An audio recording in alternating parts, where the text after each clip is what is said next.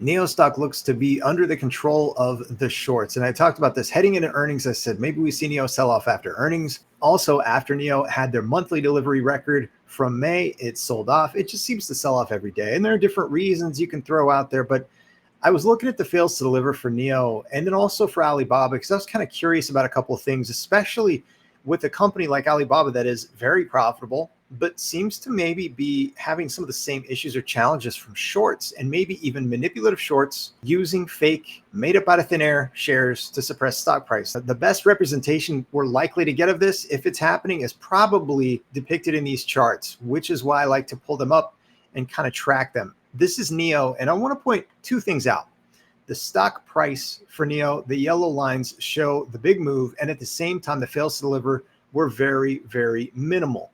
And then in this time frame here, we're looking at basically early 2022. And look at what happens with the stock price going down and down and down. Also, the fails to deliver spiking up again. All right, now check this out. This is Alibaba. In Alibaba, if we go to this point at which the stock price was its highest, and at the same time we had the drop off of fails to deliver, and then look at the same time frame early in 2022 and the sell off of the stock price at the same time the fails to deliver increase. You know, what's fascinating for me is, and I don't know if maybe these are being shorted together, maybe there's manipulation going on with not just these but other Chinese stocks as well. I do think that Wall Street is too greedy to ignore what are probably going to be seen as discounts for the stocks at some point.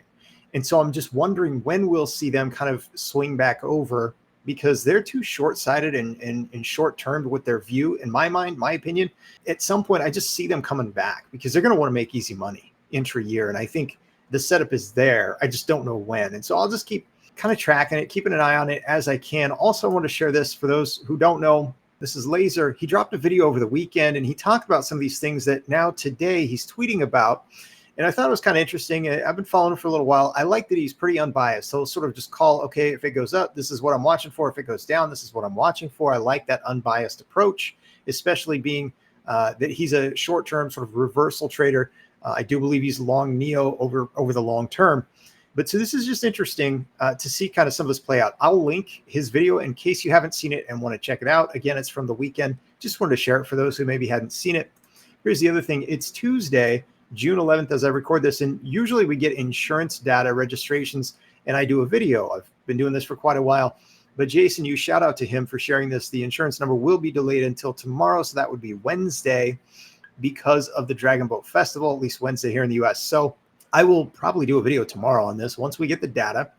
But I wanted to kind of make people aware in case they didn't know what was going on with that. And again, just kind of offer, a couple of my thoughts with the NIO stock price. I think it's a wild time where I've never been more excited and happy about what I'm seeing the company do positioning wise.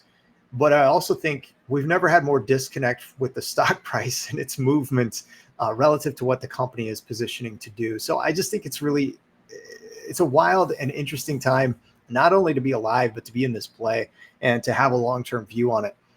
After the first quarter earnings, reviewing the transcript a couple of times, I think, and I hope I'm wrong, actually, on when I talked about maybe profits for NIO in the second quarter. I hope we have to wait longer. And I think there's something that Mr. EQ William Lee did and said the way he presented things that makes me kind of think it's going to be actually a longer maybe runway and time frame than what I was hoping and thinking before. But I'm cool with it because I would rather they position to become even more dominant and profitable when they do. I don't trust Wall Street. I think they're too greedy to miss out on the opportunity to buy. And geopolitics or not, it's a U.S. election in 2024. I don't see anything too crazy happening, at least before that takes place. And so I just think Wall Street is going to want to get that easy money if they consider the prices on these Chinese stocks to be cheap enough that they can make some easy intra-year gains. That's my thought, but I want to hear from you. So drop it in the comments. I appreciate it. And I'll be back with more content, including tomorrow. I'll come back with the insurance registration data when we get it. I'm hoping we see a number that's better than 4,400. That would compare very favorably to the first full week in May. This would be the first full week of data in June. I hope NIO can surpass that number. I'll be very happy if we see that. Anyway, have a great day, and I will see you all again very soon.